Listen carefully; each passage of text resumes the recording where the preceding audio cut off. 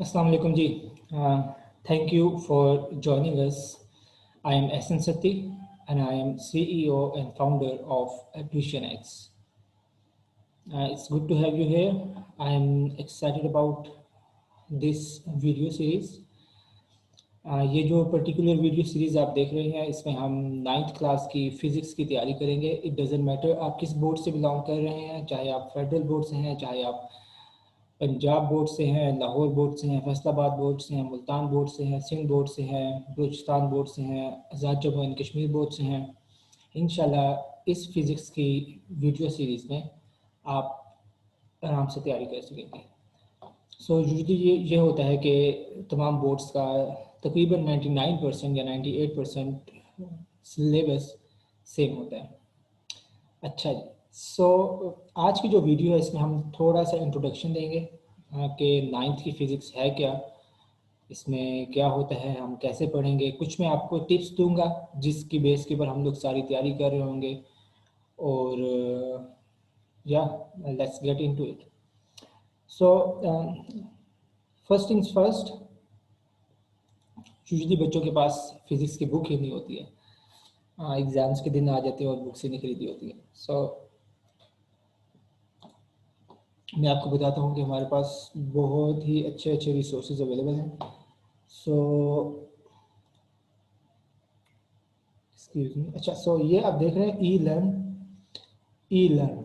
हाँ, ये हुआ ये कि पंजाब जो है, हाँ, Punjab information and technology board, इसने 2017-2016 में टेक्स्ट बुक को जो था डिजिटलाइज करने का काम शुरू किया था, ताकि आप लोग जो है, आप लोगों के लिए बहुत सी जो स्टडी है ना, इसको डिजिटलाइज किया जाए, आपका लर्निंग एक्सपीरियंस जो है उसको ज़्यादा आसान और बेहतर बनाया जाए।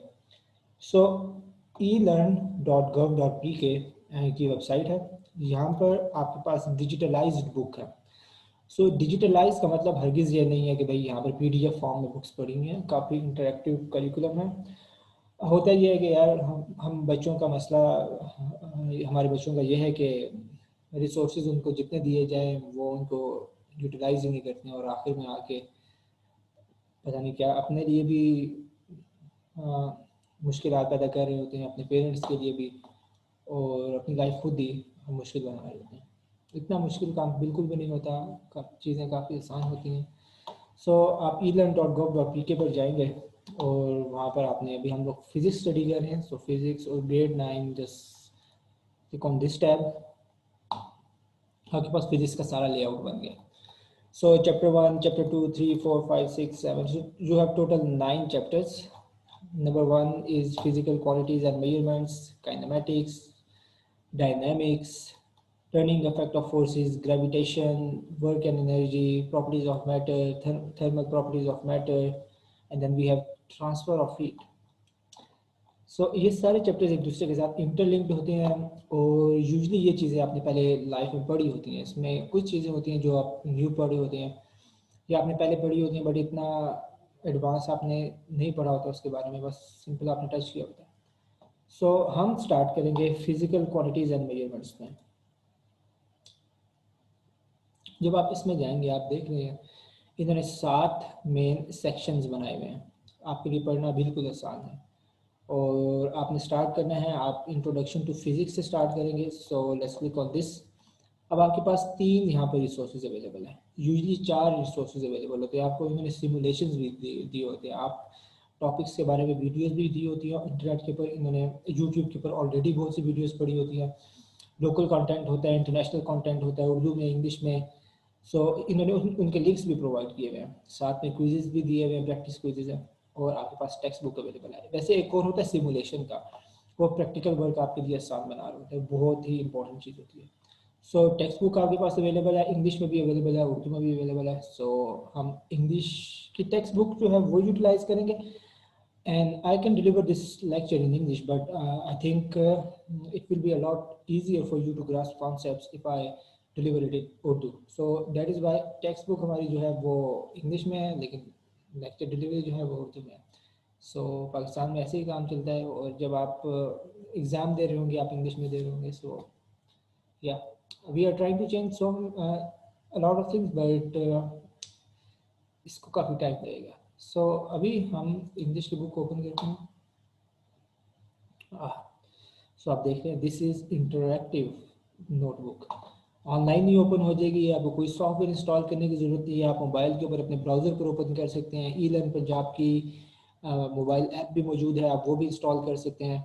इट डजेंट मैटर आपके पास आपका बस्ता मौजूद है या नहीं मौजूद है, आपके बैग में आपकी बुक है या नहीं है, आपने ख़रीदी या नहीं ख़रीदी है, आपके क्लास फेलो के पास रह गई है, स्कूल में रह गई है, गुम हो गई है, हज़ार बातें हो सकती हैं। डजेंट मैटर, आपके हाथ में मोबाइल फ़ोन है, आपके पास लैपटॉप है, आप यूट्यूब देखते हैं, टिकटॉक इस्तेमाल करते हैं, इंस्टाग्राम, फेसबुक, स्नैपचैट, आप ये काम भी कर सकते हैं। काफ़ी इजी बन गया। सो डिजिटलाइज है ये चीज़। साथ में आपके पास लिसनिंग लेक्चर्स भी एम्बेडेड होते हैं इन सब के अंदर, और ये सारा काम हो होता है इसमें। आप देख सकते हैं तमाम जो इमेजेस हैं वही इमेजेस जो आपकी बुक्स में मौजूद होते हैं, थोड़े से उनको इंटरेक्टिव बनाया हुआ है, बोरिंग ना हो ताकि।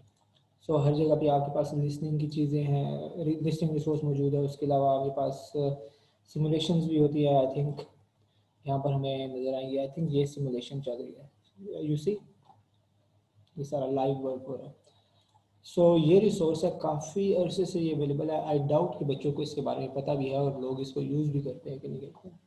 सो अगेन वही बात है कि भाई बच्चे अपनी लाइफ जो है खुद मुश्किल बनाते हैं। अच्छा, फिजिक्स की बात की जाए तो मुश्किल से याद आ गया, फिजिक्स बच्चे कहते हैं कि भाई बहुत मुश्किल सब्जेक्ट है जी, फिजिक्स ऐसा है, फिजिक्स वैसा है, हमें बिल्कुल समझ नहीं आती है। फिजिक्स बहुत ही आसान सब्जेक्ट है, फिजिक्स बहुत ही इंटरेस्टिंग सब्जेक्ट है। यूजली ये आपने सारी चीज़ें आपने पढ़ी होती हैं, आप जो साइंस पढ़ते हैं क्लास 1 से लेकर क्लास 8 तक, उसमें आपने ये कॉन्सेप्ट जो है किसी न किसी तरीके से पढ़े होते हैं। हाँ, इतने डिटेल में नहीं पढ़े होते हैं और कुछ कॉन्सेप्ट नहीं होते हैं। मसला ये आपको पढ़ना ही नहीं आता कि भाई पढ़ते कैसे हैं, समझते कैसे हैं, लिखते कैसे हैं। सो ये सारी सलाहियतें हैं। आपके माँ बाप ने आपको स्कूल में दाखिल कराया, आपको पीजी में करवाया, nursery, KG 1 2 3 all the way to till 9th। आपने 3 काम करने थे, बेसिक्स 3 काम करने थे। क्या काम करने थे? नंबर 1, आपने सीखना था कि क्रिटिकल थिंकिंग अपनी जो है उसकी स्किल को आपने इम्प्रूव करना था। ये स्किल है, ये हुनर है। जिस तरीके से एक कारपेंटर है वो कारपेंट्री का डिप्लोमा करता है, एक कार मैकेनिक का डिप्लोमा करता है, इलेक्ट्रीशियन होते हैं। आप स्कूल में बैठे हैं, आपका जो मेन टास्क है, नंबर 1 टास्क है कि आपने क्रिटिकल थिंकिंग करनी है। आपने सोचने समझने की जो सलाहियत है उसको इम्प्रूव करना है। हमारे पास काम उल्टा हो रहा है अनफॉर्चुनेटली। सोचने समझने की सलाहियत को स्विच ऑफ कर दो और जो है जी रट्टे पे और याद करने पे और जी बार बार पढ़ने पे, अपनी ट्यूशन वाली बाजी पे उन पे रिलाई करना, स्पून फीडिंग पे रिलाई करना, नोट्स बनाना, ये सारे काम करना। तो अकेडमीज जाना, हम इस पे रिलाई करते हैं। सो नंबर 1 थिंग, आपकी क्रिटिकल थिंकिंग पे आपने फोकस करना है। ये स्किल है और स्किल जो है इम्प्रूव होती है। कैसे इम्प्रूव होती है? जब आप उस स्किल को यूटिलाइज करते हैं। कारपेंटर जो होता है, बहुत सिंपल सी बात मैं आपको एग्जांपल दूँ, कारपेंटर ने लकड़ी का काम करना है, बट अगर वो अपने इंस्टीट्यूट में जाता है जो वोकेशनल ट्रेनिंग का इंस्टीट्यूट, तो और वहाँ पर जाके जी बस वो नोटबुक लेकर बैठा हुआ है और जी वो नोट डाउन किए जा रहे हैं कि जी उसका जो मास्टर है या उसका जो उस्ताद है, उस्ताद साहब जो है जी वो किस तरीके से आरी इस्तेमाल करें, किस तरीके से ये इंस्ट्रूमेंट इस्तेमाल करें, वो इंस्ट्रूमेंट इस्तेमाल करें, तो at the end of the day हमारे कारपेंटर साहब को कुछ भी नहीं आता होगा, उसको लकड़ी में कील ठोकने नहीं आ रही होगी। आप यूटिलाइज करते हैं, आप अपने टूल्स को यूटिलाइज करते हैं, स्किल्स आप बता पाते हैं। सो सबसे मेन टूल जो आपके पास है वो है जी आपका दिमाग, क्रिटिकल थिंकिंग। आपको सोचना आ गया, maths, physics, chemistry, biology, English, Urdu, इस्लामियात, ये सारी चीज़ें आपके लिए आसान हो जाती हैं। ठीक है। सो नंबर 1 थिंग जिस पे हम फोकस करेंगे, हम हमारी ये सारी स्टडी जो है ये क्रिटिकल थिंकिंग के ऊपर बेस्ड होगी। नंबर 2 थिंग जो है क्रिटिकल रीडिंग।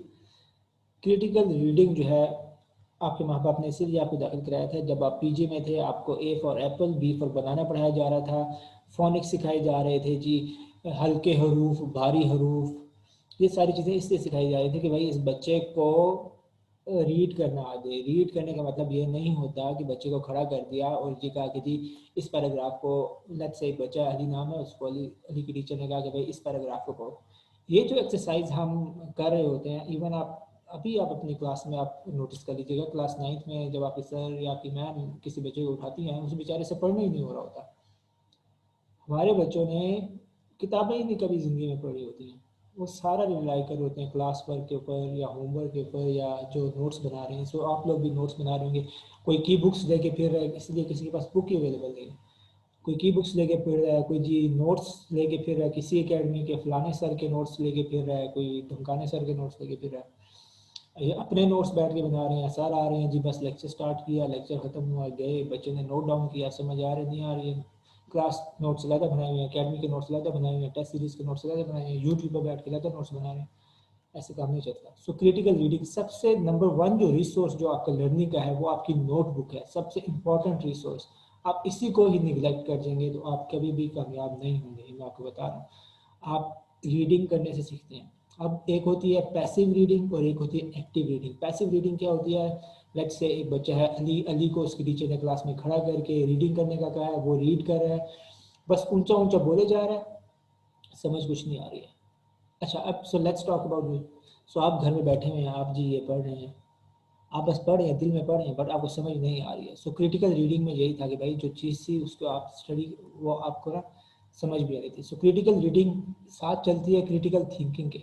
तीसरी चीज़ जो लास्ट चीज़ इंपॉर्टेंट है, ये जो पढ़ाई है ना बच्चों, ये 9th 10th हो गया, एफएससी होगी या इंटर हो गया, university, masters, PhD, entry test, Harvard, post graduate, post doctorates, ये कुछ भी नहीं होते हैं। ये सिर्फ तीन चीज़ें इसमें आप करते हैं। Number one critical thinking, number two critical reading, number three creative writing. Creative writing आपने एग्ज़ाम देना है, सो आपने अपने एग्ज़ाम शीट के ऊपर आपने नोट डाउन करना होता है जो आपके दिमाग में है। अच्छा, दिमाग में आपके कॉन्सेप्ट होता है, आपने उस कॉन्सेप्ट को अपनी इस एग्ज़ाम शीट के ऊपर ट्रांसफ़र करना होता है यहाँ से यहाँ पर। इस प्रोसेस को कहते हैं जी क्रिएटिव राइटिंग। अगर आपको क्रिएटिव राइटिंग की स्किल आपने नहीं बनाई, जो कि आपने बनानी थी पीजी से लेकर क्लास 8 तक, तो आपके लिए मसला होगा। और फिर आप रिलाई कर रहे होते हैं जी नोट्स के रट्टे लगाने हैं, जिस तरह कुरान पाक के रट्टे लगाते हैं लोग, और ऐसे ही निज़ाम चल रहा होता है, अपनी लाइफ को मुश्किल बना लेते हैं। लेट्स से ये फिज़िक्स है, आप मैक्सिमम जो है हफ्ते में 3 से 4 घंटे पढ़ के भी आप फिज़िक्स में 75 नंबर्स ले सकते हैं। इट्स सो सिंपल, ये बहुत ही इजी, बहुत ही इंटरेस्टिंग सब्जेक्ट है और आप सारी ज़िंदगी पढ़ते रहे हैं फिजिक्स साइंस में। और हमारी बुक्स में मेंशन भी होता है कि ये चैप्टर जो है ये कहाँ से मैच करा, कहाँ से नहीं मैच करा। अब बात यह है कि बच्चा बुक पढ़े तो उसको पता चले कि भाई ये कितनी आसान चीज़ है, पहले आप पढ़ चुके हो। वो जी पूछा होता है, पहले स्कूल जाएंगे। हम सबको पता है 9th 10th के बच्चे जो है और फर्स्ट ईयर सेकेंड ईयर में बच्चे स्कूल ही नहीं जाते हैं, क्योंकि वो कहते हैं हमें तो टीचर की समझ ही नहीं आती है भाई, टीचर समझा ही नहीं सकती है। और क्या है जी, हम अकेडमी में, फिर वो शहर की सबसे बेस्ट अकेडमी में पहुंच जाएंगे जी, वहाँ पर पहले दूसरे दिन उनको समझ आएगी, तीसरे दिन वो ही सेम काम चल जाएगा। बिकॉज असल मसला तो था, ये था ही नहीं कि भाई टीचर पढ़ा सकती है नहीं पढ़ा सकती है। असल मसला ये था कि भाई मैं पढ़ सकता हूँ या नहीं पढ़ सकता। सो बच्चे फेल हो जाते हैं। अकेडमीज में देख के जाते हैं, बाहर बैनर लगा होता है फलाने बच्चे ने फर्स्ट पोजीशन ली, सेकंड पोजीशन ली। सिर्फ 1% जो बच्चे हैं उनके नंबर्स अच्छे आ रहे होते हैं, बाकी सारे बच्चे जो है उनके मीडियोकर नंबर्स आ रहे होते हैं। अगर वो अकेडमी पढ़े ना पढ़े, वो थोड़ा सा फ़ायदा हो रहा होता है, जितनी एफर्ट वो लगा रहे होते हैं उतना उनका फ़ायदा नहीं हो रहा होता। और यूजली रोट लर्निंग जो रट्टा है उसकी वजह से उनके नंबर आ रहे होते हैं, अकेडमी के ऐसे नंबर नहीं आ रहे होते हैं। और बहुत से बच्चों की तादाद ऐसी होती है जो कि लिटरली फेल हो जाते हैं और फिर वो सप्ली के एग्ज़ाम दे रहे होते हैं। ठीक है, सो अकेडमीज ऐसे काम नहीं चलता। पैसिवली आप मेरी वीडियो देख रहे हैं या पैसिवली देख रहे हैं, आप एक्टिवली देख नहीं देख रहे, कोई फ़ायदा नहीं होगा। आपको पता है कोविड-19 का काम हो रहा है, आप सबके स्कूल्स आपको online lectures excuse me offer कर रहे हैं, बट आपको बहुत से बच्चे जिनसे मैं मिलता हूँ, मैं इंटरव्यूज़ करता हूँ, सो बच्चे कहते हैं कि सर जी बिल्कुल समझ नहीं आ रहा सर, बिल्कुल समझ नहीं आ रहा, ये नहीं हो रहा, वो नहीं हो रहा। अब आप लेक्चर खोल के आप वीडियो बंद करके आप जी पीछे के इस तरह करके बैठ जाए, सो आपको नहीं समझ। ये होता है passive. So passive watching video, passive learning, इससे काम नहीं चलता। एक्टिव होके बैठना पड़ता है, आपने अपनी एफर्ट पुट करनी है, आपका माइंड जो है वो साथ में लगा हो। क्रिटिकल थिंकिंग, जब आप लेक्चर अटेंड कर रहे हैं तब क्रिटिकल थिंकिंग चल रही होती है। जब आप क्रिटिकली रीड कर रहे हैं साथ में क्रिटिकल थिंकिंग चल रही होती है। और जब आप क्रिएटिव राइटिंग करें तब साथ में क्रिटिकल थिंकिंग, जो आपके थॉट्स हैं उनको आप डाल देते हैं। मसला ये है कि जी आपने अभी रट्टा मार दिया और रट्टे को आप जो है जो वो ट्रांसफ़र कर रहे हैं, काम चल रहा है। मार खाते हैं आप लाइफ में, सारे लोग मार खाते हैं, पाकिस्तानी इसीलिए पीछे रह जाते हैं। हमारे बच्चों के जो नंबर होते हैं, आई थिंक अगर 1100 टोटल नंबर हैं तो उनके जी 1098 1099 नंबर होते हैं। पर क्या अचीव किया? क्या आपने ऑक्सफोर्ड हार्वर्ड में एडमिशन ले लिया? नहीं, बैठे होंगे इसी तरीके से यूनिवर्सिटी के फर्स्ट सेमेस्टर में फेल हो रहे होते हैं बच्चे। वाई? बिकॉज यूजली ये होता है कि वो जो स्किल्स हैं जिनको इम्प्रूव करना था उनको नहीं कर सके। नाइन्थ आसान है, टेंथ से फर्स्ट ईयर थोड़ी ज़्यादा मुश्किल है, सेकेंड ईयर थोड़ी ज़्यादा मुश्किल है। क्यों? बिकॉज उन्हें पता है कि बच्चों का जो है ना, ये 3 जो स्किल्स है ये इम्प्रूव होनी है। सो आहिस्ता आहिस्ता वो आपको स्टेप अप कर रहे थे सारे मामले को। सो सॉरी, बहुत ज़्यादा टाइम ले लिया, बट ये बातें करनी ज़रूरी थी बिकॉज यू नो ये बातें करना ज़रूरी है ताकि आपको पता होगा कि भाई पढ़ते किस तरह है, पढ़ाई किस बला का नाम है, तो आप पढ़ सकेंगे। वरना उसी तरीके से जिस तरीके से आपने अपनी ज़िंदगी के 10-12 साल ज़ाय किए हैं ट्यूशन वगैरह पर रिलाई करते हुए, स्पून फीडिंग पर रिलाई करते हुए, ऐसे ही आप अगले भी ज़ाय कर देंगे। रट्टा लगा के काम चल जाएगा, नंबर भी आ जाएंगे, बट वही बात है। आप देखें, कोई रिस्पेक्ट नहीं करता कोई। आप किसी को जाके बताएं यार मेरे 1050 नंबर आ गए, लोग कहेंगे अच्छा आ गया बस, हाँ अच्छा कोई क्या गया यार, वाह ज़बरदस्त यार, बड़ा बड़े बड़ा बड़े नंबर नहीं है। वो ये नहीं कहेगा बड़े जीनियस बच्चों माशाल्लाह से, ये हाँ बड़ी उम्र के लोग कह रहे होते हैं माशाल्लाह माशाल्लाह माशाल्लाह, सब अंदर सबको पता होता है कि भाई 6 महीने बाद इसको एक चीज़ भी नहीं आती होगी। इस 6 महीने बाद इससे पूछेंगे ना साइंटिफिक नोटेशन क्या है, 6 महीने बाद पूछेंगे ना ड्राइव यूनिट्स के बारे में, प्रीफिक्सेस के बारे में, वर्नियर कैलिपर का लीस्ट काउंट और स्क्रू गेज के लीस्ट काउंट में डिफरेंस क्या है, तो ठुस हो जाएगी। वर्नियर कैलिपर यूज़ करना नहीं आता होगा, 1100 नंबर दिए हैं सब। इसीलिए तो फिर आपसे फिर इंटर टेस्ट दिए जाते हैं। अगर आपके इतने एग्जाम अच्छे हों तो आपको सेट देना पड़े। तो सबको ये बातें पता होती हैं और अब ये बातें ओपन है, सब ये काम कर कर आए, मैं भी ये काम कर कर आया। सो हाँ, अगर आप जो स्ट्रेटजी मैंने आपको बताई है कि आप अपनी 3 स्किल्स के ऊपर फोकस करें, आपके लिए फ्यूचर आपका बन जाएगा। आसानियाँ ही आसानियाँ हो जाएंगी। नहीं करेंगे तो भाई आप सारी ज़िंदगी टेंशन में रहेंगे, ओवर वर्क करेंगे। सो आप मिलते हैं ऐसे बच्चों से जो कि इतना नहीं पढ़ते जितना आप पढ़ते हैं, बट वो आपसे बहुत ज़्यादा उनको पता होता है, बहुत ज़्यादा जानते हैं। आप बैठ के परेशान हो रहे थे कि यार ये तो इतना पढ़ता भी नहीं है, मैं इससे डबल ट्रिपल पढ़ता हूँ फिर भी मेरे इससे हाफ नंबर भी नहीं आते हैं। क्या वजह है? वजह सिर्फ यही होती है कि भाई उसने उस बच्चे ने, उसको पता नहीं होता, बट उसने ये सारी स्किल्स की होती है। हाँ, कुछ जीनियस जीनियस के वर्ड इस्तेमाल करें, जीनियस ऐसी चीज़ नहीं होती है। हार्ड वर्किंग भी होती है, बट आजकल के ज़माने में टाइम जो है बहुत ही स्केर्स है। सो हार्ड वर्किंग के बजाय स्मार्ट वर्किंग की बात आती है। सो हार्ड वर्किंग कर रहे हैं, नाइन्थ में आप पढ़ रहे हैं जी, अगर आपको 6 हफ्तों बाद भूल जाएगा तो फिर हार्ड वर्क तो ज़ाया हो गया। लेकिन अगर आपने उसको क्रिटिकली समझा और ये सारी स्किल्स आपने पॉलिश कर ली, सो ये आपके काम आएंगी चीज़ें। सो लेट्स गेट बैक कि भाई हमने करना क्या है, कैसे पढ़ना है। सो हमारी पढ़ने की स्ट्रेटजी मैं पहले डिफाइन करूँगा आपके सामने। आई एम सो एक्साइटेड और आई होप कि आप लोग भी थोड़ी सी एंड्योरेंस रखें, भागे ना, और इंशाल्लाह इंशाल्लाह आपके लिए आसानी बनाऊंगा। फिज़िक्स जो है, बच्चे कहते हैं कि भाई हमारे लिए बहुत ही डिफ़िकल्ट सब्जेक्ट है। डिफ़िकल्ट इसीलिए है, सिर्फ उस बंदे के लिए डिफ़िकल्ट होगा या बंदी के लिए जिसकी क्रिटिकल थिंकिंग जो है सही नहीं होगी। आप एक्सपेक्ट कर रहे हैं क्लास में बैठ के कि भाई टीचर जो है बस आए बोर्ड पे लिखे मैं नोट करूं और काम चल जाए, ऐसा नहीं होता। आपको दिमाग खोल के देखना, ठीक है। सोचना समझने की सलाहियत है। फिज़िक्स यहाँ पर जिसकी वो बेहतर है उसकी फ़िज़िक्स अच्छी है, केमिस्ट्री अच्छी है, बायो मैथ्स इंग्लिश उर्दू सब अच्छा है, एसएसटी इस्लामियात। जिसकी नहीं तो वो फिर नोट्स पर ही रिलाई करे, फिर बैठ के नोट्स के रटे मारते रहे और पत्थर के दौर में रहे, कभी कामयाब नहीं होगा। सो हम चैप्टर बाय चैप्टर हम लेक्चर सीरीज स्टार्ट करते रहेंगे। मेरी कोशिश होगी, आई एम वेरी सॉरी ये वीडियो थोड़ी सी लंबी हो रही है। मैं चाहता था कि इसको छोटा, ये वीडियो छोटी हो, बट थोड़ा सा टाइम ज़्यादा लग गया। हाँ, सो करेंगे क्या कि हम ये रिसोर्सेज इस्तेमाल करेंगे। मैं आपके साथ बैठ के पढ़ूँगा, ऐसा नहीं होगा। आप पीछे देख रहे हैं कि कोई वाइट बोर्ड नहीं लगा, मेरे पास बहुत से वाइट बोर्ड्स हैं, बहुत से 100 के करीब मेरे पास मार्कर होंगे, बट ऐसे काम नहीं चलता है। मैं आपके साथ पढ़ूंगा, हम लोग एक साथ बैठ के पढ़ेंगे ताकि आप पढ़ना सीखें, क्रिटिकली थिंक करना सीखें, क्रिटिकली रीड करना सीखें, और फिर क्रिएटिव राइटिंग जो है उसकी प्रैक्टिस भी होगी। ठीक है। सो लेक्चर्स कैसे बनेंगे भाई, रीडिंग कैसे करेंगे? आप इसी e-learn.gov.pk को मैं यूटिलाइज करूँगा। आप देख रहे हैं इन्होंने हर चैप्टर को आगे सेक्शंस में डिवाइड किया हुआ है, 7 सेक्शंस हैं। हमारे 7 जो है वो लेक्चर्स हो रहे होंगे। 7 नहीं, सॉरी, 8 लेक्चर्स हो रहे होंगे। एक लेक्चर जो होगा वो बैकग्राउंड का होगा, उस चैप्टर के बैकग्राउंड्स के बारे में बात की जाएगी। मैं भी थोड़ी देर में बताता हूँ कि बैकग्राउंड से क्या मुराद है। और हर इसी तरह सेक्शन के ऊपर मेरी कोशिश होगी 30 मिनट की वीडियो बनाई जाए, उससे ज़्यादा की वीडियो ना हो। कोई मैं नहीं चाहता कि आपको घंटा घंटा सामने बिठा के रखूँ और जी आप अपना टाइम लगाते रहें। आप लेक्चर अटेंड करेंगे, सिर्फ बैठ के लेक्चर ही अटेंड करते रहेंगे तो भाई पढ़ेंगे कब? ये बात आपको पता हो कि लेक्चर अटेंड करना और पढ़ना, they are two different things.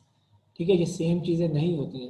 आपका फोकस सिर्फ लेक्चर पर ना हो। मैं इसीलिए आपको लेक्चर के थ्रू, ये लेक्चर कुछ नहीं है, ये हम पढ़ना सीख रहे हैं। आई नो, मुझे खुद भी पढ़ना नहीं आता था, काफ़ी अर्से बाद समझ आई कि भाई असल पढ़ना होता क्या है। यही काम मैं आपके साथ करूँगा। हम लोग साथ साथ पढ़ेंगे और इंशाल्लाह हम लोग कामयाब होंगे। ये 7 सेक्शंस होंगे। इसके ऊपर मेरी वीडियोस होगी, उसके अलावा मेरी वीडियोस होंगी असेसमेंट्स के ऊपर और एक्सरसाइजेस के ऊपर।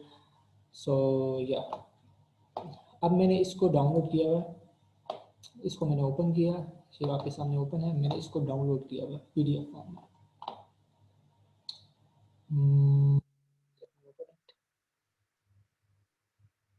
सॉरी, हाँ,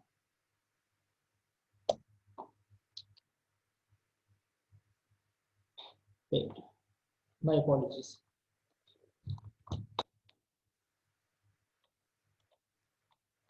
माय अपॉलॉजीज, सॉरी। अच्छा जी, या हाँ, ये मैंने इस बुक को डाउनलोड कर लिया PDF फॉर्म में। आप भी अपने पास डाउनलोड करके रख लें, अगर आपके पास नहीं है अभी से आदत बना लें कि आप सॉफ्ट फॉर्म में पढ़ना आप सीख लें, आपके लिए बहुत आसानी होगी आगे फ्यूचर में भी, बिकॉज सारी ज़िंदगी आप इंशाल्लाह आगे जाके सॉफ्ट कॉपीज में ही पढ़ेंगे। आप देख रहे हैं इस पिक्चर को, इस डायग्राम को आप देख रहे हैं। जब आप इसको E-Learn पंजाब की वेबसाइट के ऊपर ओपन करते हैं ना, ये आपके पास थोड़ी सी इंटरेक्टिव फॉर्म होती है, जिसमें ये 3D फॉर्म में आपके लिए समझना ज़्यादा आसान होता है। थोड़ा रियल फैक्टर आ रहा था, इंटरेक्टिव चीज़ बन रही है, पैसिव नहीं है, इंटरेक्टिव एक्टिव। सो हम भी इसी तरह पढ़ रहे होंगे। अच्छा, फिजिक्स की जो आप बुक है उसमें टोटल जितने भी चैप्टर्स हैं, मैं आपको बता देता हूँ कि चैप्टर्स इन्होंने बनाए किस तरीके से। आप जिस भी बोर्ड से ताल्लुक है, आपका जो करिकुलम है वो गवर्नमेंट की एक बॉडी होती है, वो डिसाइड करती है और सारे बोर्ड उसी को फॉलो करते हैं। 98% करिकुलम सेम होगा। कहीं पर अगर टेक्स्ट बुक्स भी डिफरेंट है तो वो कुछ रिक्वायरमेंट्स होती हैं, उनकी वजह से कुछ कहते हैं कि भाई इसमें इस तरह का कागज़ इस्तेमाल किया जाए, वैसा कागज़ इस्तेमाल किया जाए। कभी वो जी किताबों के साइज़ को छोटा या बड़ा कर देते हैं। तो मेन ये होता है कि जी या नए नए एडिशन ला रहे होते हैं।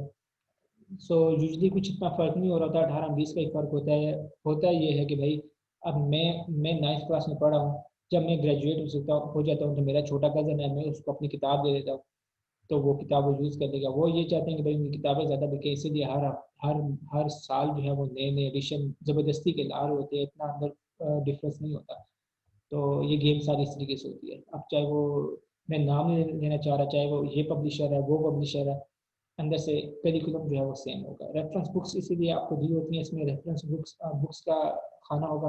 आपको पता चल जाएगा कि भाई इस चैप्टर की तैयारी करेंगे, ये बुक जो है वो इन फिजिक्स 9th की तैयारी करनी तो इन बुक से कर सकते हैं आप। चाहे वो करवान की है, चाहे वो पंजाब टेक्स्ट बुक बोर्ड की है, किसी और बोर्ड की है, डजेंट मैटर। गवर्नमेंट आपको कभी भी ये, बिकॉज गवर्नमेंट आपको नहीं कह सकती, हाँ रिकमेंड लाजमी करती है, वो भी आई थिंक अलाउ नहीं कि वो बच्चों को कहे कि भाई आपने यही वाली बुक जो है मार्केट से बाई करनी है। गवर्नमेंट स्कूल्स की वो अपनी बुक्स देते हैं। तो अच्छा जी, ये जो है चैप्टर 1 है, सारे चैप्टर इसी तरीके से बने होंगे। हम डिस्कस करें कि चैप्टर्स का लेआउट कैसे होता है। अब देख लें यूनिट 1 में कितने पेजेस हैं? ओनली 26।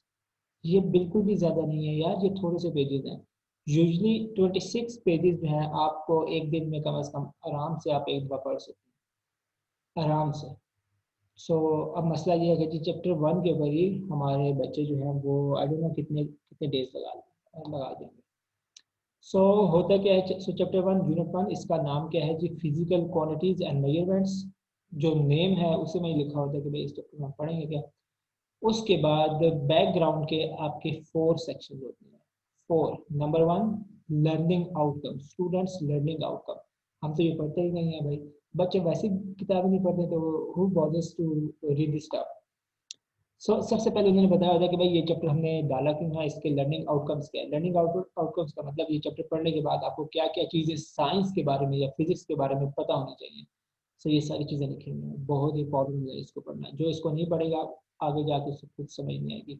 अच्छा, उसके बाद क्या होता है, इन्वेस्टिगेशन स्किल्स।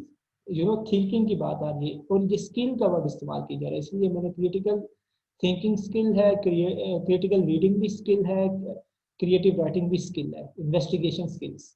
फिजिक्स जो है वो इन्वेस्टिगेशन के ऊपर बेस होती है, इन्वेस्टिगेशन स्किल होती है, एक सलाहियत होती है या हुनर होता है, वो आप सीखते हैं। सो वो फिर होती है, उनको आप स्टडी, उनको आप देखते हैं कि भाई ताकि आपके माइंड में हो कि भाई होगा क्या, मेजर कॉन्सेप्ट्स आगे बता दिए कि जी क्या क्या चीज़ें पढ़ेंगे इसमें। ये पहले पढ़ने वाले थे। उसके बाद क्या चीज़ होती है, कनेक्शन सोसाइटी के साथ। ये जो साइंस आपने पढ़ी है, ये जो पढ़ेंगे, टेक्नोलॉजी जो आप पढ़ेंगे, इसका सोसाइटी के साथ आपकी एवरीडे लाइफ के साथ कनेक्शन क्या, उसको कनेक्ट करते हैं।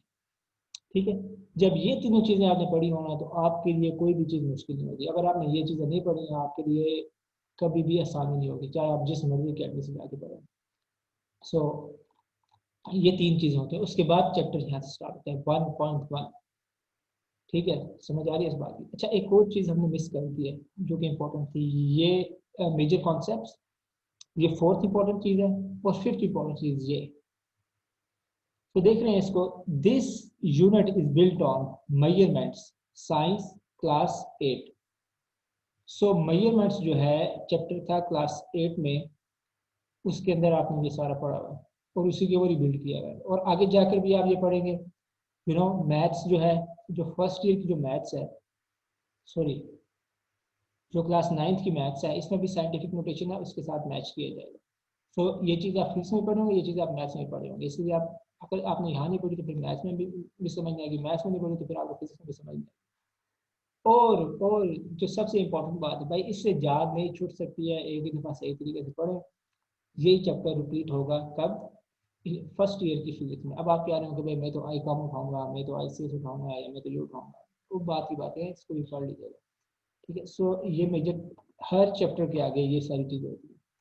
अच्छा, कुछ बुक्स में इन्होंने यहाँ पर ये भी लिखा होता है कितने डेज इसके पास स्पेंड करने हैं, वो टीचर्स के लिए होते हैं। जिसमें ये होता है कि जी आपने 15 डेज इस चैप्टर के ऊपर लगाने हैं, इतने डेज लगा दो, इतने डेज लगा।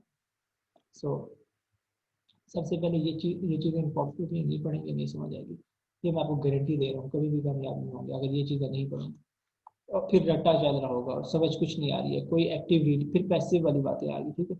अच्छा, उसके बाद आ जाएगा जी इंट्रोडक्शन टू फिजिक्स की बात आएगी, जिसके अंदर हम ब्रांचेस ऑफ फिजिक्स पढ़े होंगे।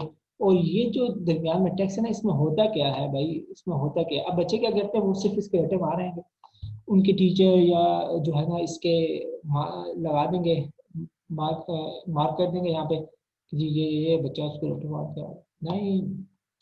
ये जो सारा टेक्स्ट है इसके थ्रू साइंस का कनेक्शन जो है आपकी अभी भी लाइफ के साथ। ठीक है। सो वही आपके माइंड के जो कॉन्सेप्ट है वो मेच्योर हो जाता है, और फिर आपको रट्टे की जरूरत नहीं पड़ती है। फिर छोटे मोटे स्टडी क्विजेज होते हैं, इससे कोई नंबर्स नहीं होते हैं। यूजुअली ये होता है कि आपकी प्रैक्टिस के लिए होती है, आपने पढ़ा है, आपने क्रिटिकली रीड किया है। यहाँ से आप अगर आप name any 5 branches of physics, और आप फिजिक्स की ब्रांचेस पढ़ते आए, 5 आप नेम कर लेते हैं, तो इन 5 को आप नेम कर लेते हैं। यहाँ से आपको पता चलेगा कि भाई आपको कितना अटेंशन स्पैन था कहीं का। और कुछ क्यूरियस क्वेश्चन होते हैं आपको बताने के लिए, टिट बिट्स हो गए। अच्छा, इंट्रोडक्शन टू फिजिक्स के बाद हम लोग पढ़ेंगे फिजिकल क्वांटिटीज पढ़ेंगे, ये हमारा सेक्शन 2 है इस टॉपिक का। फिजिकल क्वांटिटीज क्या होती हैं, वो 2 तरह की होती हैं, बेस क्वांटिटीज, ड्राइव क्वांटिटीज। उसके बाद क्या होता है जी, उन क्वालिटीज को मैयर जिस चीज में हम कहते हैं उसको हम यूनिट्स कहते हैं। सो बेस क्वांटिटीज को मेजर करते हैं बेस यूनिट्स में, ड्राइव क्वांटिटीज को मेजर करते हैं ड्राइव यूनिट्स में, हम ये सारा पढ़ेंगे। अच्छा, यूनिट सेट कौन करता है? ये एक इंटरनेशनल बॉडी होती है जो कि साइंटिस्ट के लिए, इंजीनियर्स के लिए एक ही यूनिट सेट करती है। सो लेट्स से कोई लेंथ जो है उसको इंचेस में मेजर कर रहा है, कोई किलोमीटर में कर रहा है, कोई माइल्स में कर रहा है, तो ये कहते हैं कि भाई जब फिजिक्स की बात करें तो हमने एक स्टैंडर्ड सेट कर दिया कि जी लेंथ को मेजर किस में करना है, आपने मीटर्स में मेजर करना है। सो ISU को कहते हैं, इंटरनेशनल सिस्टम ऑफ यूनिट्स। ये एक क्लब है या एक सोसाइटी है साइंटिस्ट की जो कि ये सारे बताती है एरिया को किस में मेजर करना है, एरिया के यूनिट्स क्या होंगे, वॉल्यूम के यूनिट्स क्या होंगे। सो ये सारी चीज़ें। अब ड्राइव यूनिट्स, सो यहाँ पर ड्राइव बेस यूनिट्स और बेस यूनिट्स के सिंबल्स और किस में मेजर करना है, इसी तरह ड्राइव यूनिट्स आगे। यहाँ पर आप पढ़ रहे हैं ये वॉल्यूम, वॉल्यूम का लेंथ के साथ क्या ताल्लुक है, ये सारी चीज़ें। ठीक है, उसके बाद आप पढ़ेंगे प्रीफिक्सेस के बारे में। प्रीफिक्स क्या होते हैं? सो आपको पता है, एक होता है जी मीटर, एक होता है सेंटीमीटर, एक होता है मिलीमीटर, किलोमीटर। अच्छा, सो ये सारी चीज़ें ऐसे आगे, डेसीमीटर, तो सारे यहाँ पे लिखेंगे। सो मीटर से पहले जब मैं किलो कह रहा हूँ, सेंटी कह रहा हूँ, मिली कह रहा हूँ, इन सबको प्रीफिक्सेस कहते हैं, ये पहले आते हैं और इनकी वैल्यू होती है सिंबल। किलो का क्या सिंबल है? के, हम सब जानते हैं, केजी, किलोग्राम। ठीक है, सो किलोमीटर। इसी तरीके से मेगावाट की बात करते हैं, इलेक्ट्रिसिटी का ये आ जाता है, प्रीफिक्स आगे लगा होता है। सो इसकी वैल्यू भी होती है 10⁻⁶। 10⁻⁶ का मतलब क्या है? वो कहाँ पर आएगा? इसमें साइंटिफिक नोटेशन में आएगा। साइंटिफिक नोटेशन हमें ये चीज़ें सिखा रही होती है। ठीक है जी। सो उसके बाद टिट बिट्स है, कुछ बहुत ही मज़े मज़े की चीज़ें ये होती है। अब इसको बच्चे नहीं समझेंगे ना तो उनको समझ नहीं आती, उनका बहुत मिस्टेक्स कर होते हैं। सो इस सब का फ़ायदा क्या है, साइंटिफिक नोटेशन क्या होती है? आप ये देखिए, एक वैल्यू इतनी लंबी लिखी हुई है, इसको मैं जब मैथ से क्वेश्चन कर रहा हूँ मैं इसको बार बार क्या इतना बड़ा करके लिखूंगा? नहीं, मैं इसको आसान करके लिखूंगा। तो होगा क्या, यहाँ पर आई थिंक इन्होंने लिखी हुई है। सो ये मैंने एक वैल्यू दी हुई है 384, आगे आई थिंक 7 जीरोज है या 6 जीरोज है या। सो ये है डिस्टेंस मीटर्स में अर्थ और मून के दरमियान में। इसको बार बार इतना बड़ा करके मैं लिखूंगा? नहीं, इसको छोटा करके इस तरीके से लिख सकते हैं। सो इसको साइंटिफिक नोटेशन कहते हैं। ठीक है, कैलकुलेशन करना आसान हो जाता है आपके पास, कंप्यूटर में वैल्यू डालना या आपके कैलकुलेटर में वैल्यू डालना ये आसान हो जाता है और समझ थोड़ी ज़्यादा आ जाती है, आप थोड़ा। हाँ, और बिकॉज जब आप साइंटिफिक नोटेशन में कन्वर्ट करते हैं तो फिर आप उनके सामने किलो या मेगा या गीगा लगाकर आप उसको प्रोनाउंसिएशन भी आसान हो जाती है और आपको समझ भी थोड़ा कंप्रीहेंड आप ज़्यादा आसानी से कर सकते हैं। ठीक है जी, उसके बाद आ जाएंगे डायरेक्ट, हम आ जाएंगे जी मेजरिंग इंस्ट्रूमेंट्स की तरफ कि भाई कौन कौन से इंस्ट्रूमेंट्स जो है करते हैं आप, आपके जो एज का बच्चा है वो यूज़ करता है। एक होता है जी स्केल या रूलर का हम वर्ड यूज़ करते हैं। साइंटिफिक इसका वर्ड, इसका नेम है जी, जो टेक्नोलॉजी इसके लिए इस्तेमाल की जाती है वो है जी द मीटर रूल।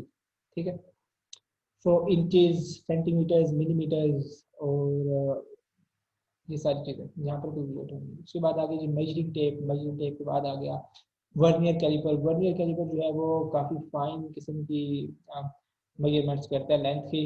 और वर्नियर कैलिपर के बाद आ जाता है हमारे पास स्क्रू गेज, या स्क्रू गेज आ गया। सो इसके थोड़े से न्यूमेरिकल भी हैं, बहुत ही आसान से न्यूमेरिकल है। बच्चों के लिए मसला क्या आता है जी, उन बेचारों को जब आपने ये प्रीफिक्स नहीं पढ़े ना, आपको पता नहीं है कि सेंटीमीटर की वैल्यू क्या होती है, सेंटीमीटर का मतलब क्या होता है, तो आपके लिए सीधी मसला होता है। अब देखें यहाँ पर क्या लिखा था, मिलीमीटर, मिलीमीटर, सेंटीमीटर, मिलीमीटर। सो बार बार वैल्यूज जो है वो डिफरेंट यूनिट्स के दरमियान में कन्वर्ट हो रही होती हैं। यूनिट तो सेम ही होता है, बस प्रीफिक्सेस डिफरेंट हो रहे होते हैं। सो बच्चे जी परेशान हो रहे होते हैं।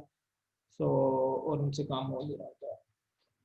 आप देखेंगे सारी कैलकुलेशन सेंटीमीटर्स में की गई है, बच्चे मिलीमीटर में करके बैठे होते हैं। फिर उनको बात एक ही होती है, बट जी अब क्वेश्चन में पूछा गया कि आप सेंटीमीटर में आंसर दे, तो वो सेंटीमीटर में के बजाय मिलीमीटर में या मीटर में निकाल के बैठे होते हैं।